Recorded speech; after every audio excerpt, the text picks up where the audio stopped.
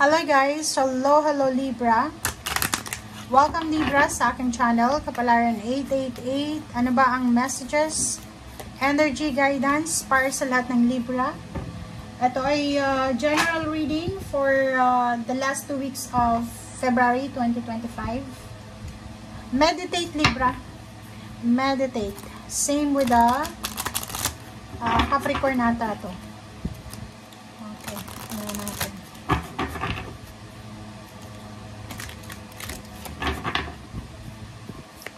Libra. Ano bang message? Thank you sa mga Libra na andito ka. Balance. Wow. Okay, Libra. For the last 2 weeks of February, ito yung message sa'yo. Meditate, contemplate, reflect, mag-pray, mag-isip.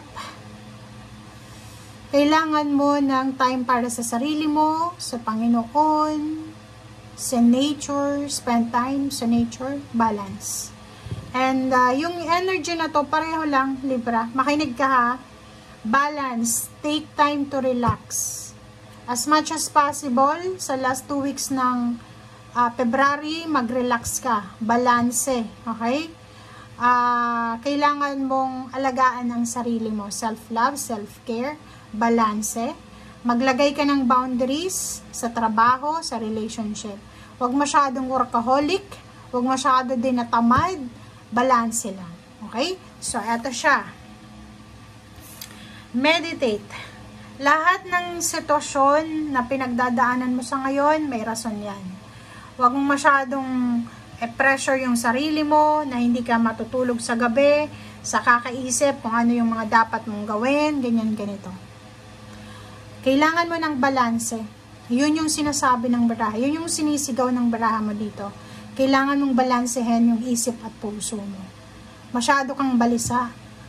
Okay? Kung hindi ka makatulog sa gabi, kailangan mong pagurin yung katawan mo sa umaga.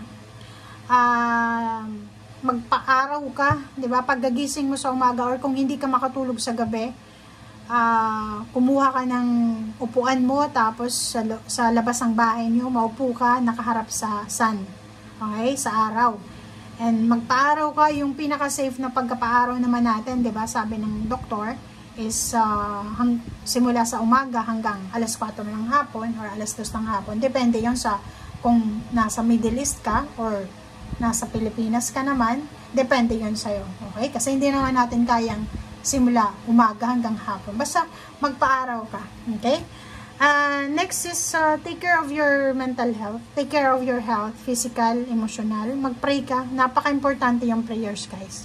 Okay? Kasi kahit sabihin natin, nag-detox ka na, nagpahinga ka na, nag-spend time ka na sa nature, may mga taong nandyan sa paligid mo na suportado ka, pero kung wala kang connection sa Panginoon, wala kang peace of mind.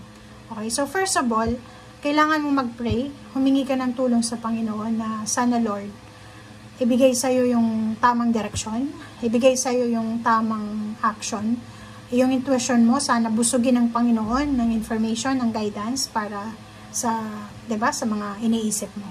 Okay? And ibigay mo sa Panginoon lahat ng worries mo. Pain, worries, heartaches, and losses mo. Bigay mo sa Kanya. Sa gabi, pag halimbawa hindi ka makatulog, pray ka ng pray, mag-pray ka ng pray, pray ng pray. Tapos, kung Catholic ka, rosary, yun yung pinaka-weapon mo. Okay? Magsimba ka din, di ba? Kung may mga times ka na sa Sunday, wala namang trabaho, di ba? So, magsimba ka. Or kahit hindi ka magsimba, walang misa, sa loob ka lang ng church. Kung marami kang mga hinanakit sa buhay, maraming gumugulo sa puso at isip mo, iiyak mo yan sa simbahan. Yun, proven and tested na yun, guys. Okay? Mas maganda pa pag nabindisyonan ka ng pare during Mass. Okay? Kasi doon, mas powerful yung energy na yun, na i-wash out, i-cleanse ka. Okay? So, yun lang yung isa sa mga simple. And isa sa magandang detoxification, guys, yung lalo kung nakatira ka sa probinsya, yakapin mo yung isang puno. Yung puno na matigas. Like yung malaking puno. Like mangga, nara, parang alam mo yung matigas, yung malaki yung katawan niya. Okay? Hindi yung puno ng mais, ganyan, hindi.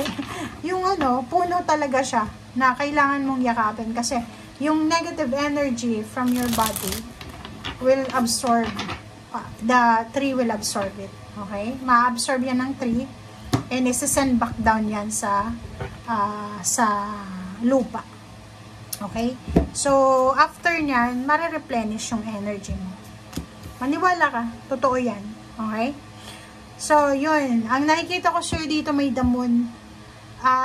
Medyo sa last 2 weeks ng February, meron kang kinakatakutan. Natatakot ka dito. You have fear. You have regrets. Okay? But nandito yung Wheel of Fortune, sinasabi sa'yo na huwag kang matakot. Walang puwang yung takot dito sa'yo. Sinasabi sa'yo ng Wheel of Fortune na lahat ng mga kinakatakutan mo ay useless. May magbabago dito diba? Pwedeng may magbago sa buhay mo, or posibleng isa yon sa kinakatakutan mo, yung mga pagbabago sa buhay mo. Yung Wheel of Fortune, sinasabi dyan na ano man yung darating sa'yo, tanggapin mo siya. Okay? Accept it. Wow. Diba? So, kung makikita mo dyan, Libra, ang dala-dala ng Wheel of Fortune na to is emotional and financial wishes granted. Diba? Fulfillment.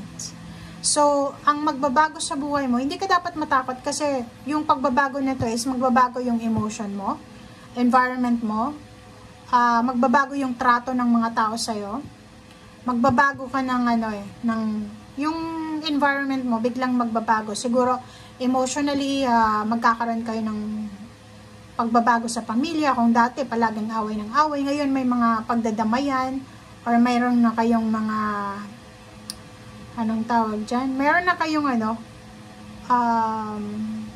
attachment na hindi mo ma-explain pero biglang nagbago. Financial ganun din, may mga financial changes, may mga financial blessings na posibleng dumarating sa'yo or dumating sa'yo. Nakikita ko yung accomplishment dito. May ma-accomplish ka, meron kang ma-achieve sa buhay. Yun yung emotional and financial.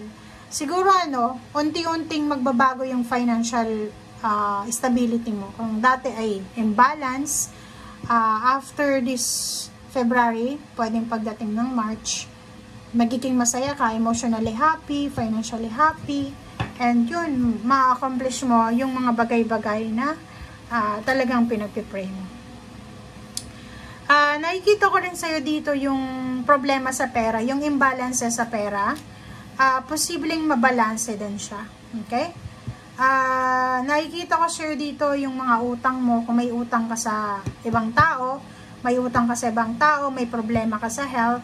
Dito sinasabi, may 6 of Pentacles, may tao dito sa buhay mo na posibleng siya ay makatulong sa'yo para sa perang kinakailangan mo. If you need lump sum of money, if you need freedom, financial freedom, isang tao or isang pamilya ang posibleng makakatulong sa'yo para dyan. Okay? So, kung makikita mo dito, pwedeng yung taong ito ay nasaktan mo to, pwedeng kaaway mo siya dati, or pwedeng yung taong yan is hindi kayo close dati. Tapos ngayon, meron kang pinoproblema, financial needs, posibleng yung taong yan ay dadamayan ka sa problema mo. Yung iba din sa inyo dito, yung mga Libra na marami kayong mga utang na kailangan i-settle, or may mga kailangan kayong likumin na pera, 'di ba? Yung kailangan mong mag-produce ng certain amount of money kasi kailangan mo siya. Pwedeng may babayaran kang utang, may babayaran kang ari-arian, parang ganun. So, nakikita ko sir dito na huwag kang mag-alala kasi ma-accomplish mo siya. Okay? Makukuha mo siya. Yung financial problems mo, financial stress, ay laya ka na dyan. Okay? So, kung ano man itong ngayon habang nanonood ka, yan yung pinoproblema mo, yan yung imbalance mo, iniisip mo, saan kaya ako kukuha ng pera? Sino kayang magpapautang sa akin? Huwag kang mag-alala kasi ang Panginoon, yun nga sabi ko sa'yo, mag-pray ka kasi ang Panginoon Siya lang yung pwedeng magdala ng milagro sa atin. And alam mo ba, sa buhay ko ngayon, marami akong milagro na nakita. And yung karma din ngayon, napakabilis. Sobrang digital. So, yun guys ang nakikita ko. Maraming salamat and see you again. Bye!